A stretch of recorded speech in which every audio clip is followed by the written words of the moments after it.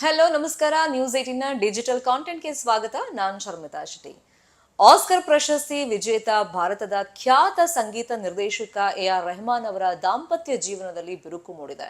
29 ವರ್ಷ ದಾಂಪತ್ಯ ಜೀವನ ನಡೆಸಿ ಇದೀಗ ಡಿವೋರ್ಸ್ ಆಗಿದೆ ಅಂತ ಅಫಿಷಿಯಲ್ ಆಗಿ ಎ.ಆರ್. ರೆಹಮಾನ್ ಹಾಗೇನೆ ಅವರ ಮಾಜಿ ಪತ್ನಿ ಸಾಯಿರಾ ಬಾನು ಅವರು ಹೇಳ್ಕೊಂಡಿದ್ದಾರೆ. ಇಷ್ಟು ಸುದೀರ್ಘವಾಗಿ ದಾಂಪತ್ಯ ಜೀವನ ನಡೆಸಿದವರು 30ನೇ ವರ್ಷದ ಒಂದು ಆನಿವರ್ಸರಿ ಸೆಲೆಬ್ರೇಟ್ ಮಾಡುವಂತ ಈ ಸಂದರ್ಭದಲ್ಲಿ ಯಾಕೆ ಡಿವೋರ್ಸ್ ಪಡ್ಕೊಂಡ್ರು ಅಂತ ಹೇಳಿ ಅಭಿಮಾನಿ ವಲಯದಲ್ಲಿ ಸಹಜವಾಗಿ ಒಂದು ಚರ್ಚೆ ನಡೀತಾ ಇದೆ. ಇದಕ್ಕೆ ಉತ್ತರವನ್ನ ಕೊಡೋಕ್ಕೂ ಮುಂಚಿತವಾಗಿ ಈ ಹಿಂದೆನೂ ನೀವು ನೋಡಿರ್ತೀರಾ, ಸಾಕಷ್ಟು ಸೆಲೆಬ್ರಿಟಿಗಳ ಮದುವೆಯಲ್ಲಿ, ಅವಾರ್ಡ್ ಫಂಕ್ಷನ್ಗಳಲ್ಲಿ, ಕೆಲವೊಂದು ಪಾರ್ಟಿಗಳಲ್ಲಿ ಎ.ಆರ್. ರೆಹಮಾನ್ ಹಾಗೇನೆ ಸಾಯಿರಾ ಬಾನು ಅವರು ಒಟ್ಟಿಗೆ ಕಾಣಿಸ್ಕೊಳ್ತಾ ಇದ್ರು. 1995ರಲ್ಲಿ ಸಾಯಿರಾ ಬಾನು ಹಾಗೇನೆ ಎ.ಆರ್. ರೆಹಮಾನ್ ಅವರ ಮದುವೆಯಾಗಿತ್ತು.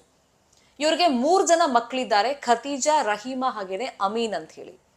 ಇನ್ನು ವಿಚ್ಛೇದನ ಬಗ್ಗೆ ಹೇಳ್ಕೊಳ್ಳುವಂತ ಸಂದರ್ಭದಲ್ಲಿ ರೆಹಮಾನ್ ಅವರು ಸೋಷಿಯಲ್ ಮೀಡಿಯಾದಲ್ಲಿ ಒಂದು ಪೋಸ್ಟ್ ಅನ್ನ ಹಾಕಿದ್ದಾರೆ. ಬಹಳ ದುಃಖ ಆಗ್ತಾ ಇದೆ ಇದನ್ನ ಅನೌನ್ಸ್ ಮಾಡೋದಕ್ಕೆ. 30ನೇ ವರ್ಷದ ಆನಿವರ್ಸರಿನ, ವೆಡ್ಡಿಂಗ್ ಆನಿವರ್ಸರಿಯನ್ನ ನಾನು ಸೆಲೆಬ್ರೇಟ್ ಮಾಡ್ಕೊಳ್ತೀನಿ ಅಂತ ಅಂದ್ಕೊಂಡಿದ್ದೆ, ಬಟ್ ಈ ಹಂತದಲ್ಲಿ ಡಿವೋರ್ಸ್ ಆಗ್ತಾ ಇದೆ. ದುರದೃಷ್ಟವಶಾತ್ 30ನೇ ವರ್ಷದ ಮದುವೆ ವಾರ್ಷಿಕೋತ್ಸವವನ್ನ ಸೆಲೆಬ್ರೇಟ್ ಮಾಡಕ್ ಆಗ್ತಾ ಇಲ್ಲ. ಛಿದ್ರವಾದ ಹೃದಯ ನೋಡಿ ದೇವರು ಕೂಡ ನಡುಗ್ತಾ ಇದ್ದಾನೆ ಅಂತ ಅನ್ಸುತ್ತೆ. ಇಂಥ ಸಂದರ್ಭದಲ್ಲಿ ಅಂದ್ರೆ ಈ ಟೈಮ್ನಲ್ಲಿ ಸ್ವಲ್ಪ ಗೌಪ್ಯತೆಯನ್ನ ಕಾಪಾಡೋದು ಮತ್ತೆ ಗೌರವಿಸೋದು ಅನಿವಾರ್ಯವಾಗಿರುತ್ತೆ. ಹಾಗಾಗಿ ಸ್ವಲ್ಪ ಪರ್ಸನಲ್ ವಿಷಯ ಇದು, ಇದನ್ನ ಗೌರವಿಸಿ ನೀವು ಅಂತ ಅಭಿಮಾನಿಗಳ ಬಳಿ ಒಂದು ರಿಕ್ವೆಸ್ಟ್ ಅನ್ನ ಮಾಡ್ಕೊಂಡಿದ್ದಾರೆ. ಅಫಿಷಿಯಲ್ ಆಗಿ ಡಿವೋರ್ಸ್ ಕನ್ಫರ್ಮೇಶನ್ ಜೊತೆಗೆ ಇದು ನಮ್ಮ ಪರ್ಸನಲ್ ಲೈಫ್, ನಮ್ಗೆ ಸ್ವಲ್ಪ ಪ್ರೈವಸಿ ಬೇಕು ಅಂತ ಹೇಳಿ ಬರ್ಕೊಂಡಿದ್ದಾರೆ. ಇನ್ನೊಂದ್ ಕಡೆ ಸಾಯಿರಾ ಬಾನು ಅವರು ಕೂಡ ರೆಹಮಾನ್ ಅವರಿಂದ ಸೆಪರೇಟ್ ಆಗಿರೋದ್ರ ಬಗ್ಗೆ ಕನ್ಫರ್ಮೇಶನ್ ಅನ್ನ ಕೊಟ್ಟಿದ್ದಾರೆ. ಹಾಗಾದ್ರೆ ಈ ಡಿವೋರ್ಸ್ಗೆ ಕಾರಣ ಏನಾಯ್ತು? ಅಫ್ಕೋರ್ಸ್ ಇದು ಗಂಡ ಹೆಂಡತಿ ಅವರ ದಾಂಪತ್ಯ ಜೀವನ, ಅವ್ರ ಪರ್ಸನಲ್ ಲೈಫ್ ಆಗಿದ್ರು ಕೂಡ ಸೆಲೆಬ್ರಿಟಿಗಳು ಅಂತ ಬಂದಾಗ ಜನಸಾಮಾನ್ಯರು ಈ ಬಗ್ಗೆ ಚರ್ಚೆ ಮಾಡೇ ಮಾಡ್ತಾರೆ. ಇಲ್ಲಿ ರೆಹಮಾನ್ ಅವ್ರು ಹೇಳ್ಕೊಂಡಿರೋದು 1995ರಲ್ಲಿ ಸಾಯಿರಾ ಬಾನು ಮತ್ತೆ ಎ.ಆರ್. ರೆಹಮಾನ್ ಅವರ ಮದುವೆ ಆಗುತ್ತೆ. ಅದಾದ್ಮೇಲೆ ಮೊದಲ ಮಗು ಜನಿಸೋದು ಖತೀಜಾ ಜನಿಸಿದಾಗ ದಾಂಪತ್ಯ ಜೀವನದಲ್ಲಿ ಯಾವುದೇ ಬಿರುಕು ಇರೋದಿಲ್ಲ. ಎಲ್ಲ ಸಹಜವಾಗಿ ಇರುತ್ತೆ. ಮೋರವ್ರ ಎ.ಆರ್. ರೆಹಮಾನ್ ಅವ್ರು ಹೇಳ್ಕೊಂಡಿರೋ ಪ್ರಕಾರ ಅವ್ರ ತಾಯಿ ಸ್ವಲ್ಪ ಮಗನ ಬಗ್ಗೆ ಪೊಸೆಸಿವ್ ಆಗಿದ್ರು. ಇದನ್ನ ಸಾಯಿರಾ ಬಾನು ಅವರು ಸಹಿಸ್ತಾ ಇರ್ಲಿಲ್ಲ. ಮತ್ತೆ ಜಾಯಿಂಟ್ ಫ್ಯಾಮಿಲಿ ಇದ್ದಿದ್ರಿಂದ ಹೊಂದ್ಕೊಂಡು ಹೋಗೋದು ಅನಿವಾರ್ಯ ಆಗಿತ್ತು. ಇದು ಮುಂದೆ ಸಾಧ್ಯವಾಗ್ತಾ ಹೋಗ್ಲಿಲ್ಲ ಕಾಲಾಂತರದಲ್ಲಿ, ಹಾಗಾಗಿ ಡಿವೋರ್ಸ್ ಆಯ್ತು ಅಂತ ಹೇಳ್ಕೊಂಡಿದ್ದಾರೆ ಅನ್ನೋದು ಗೊತ್ತಾಗಿದೆ ಮಾಹಿತಿ.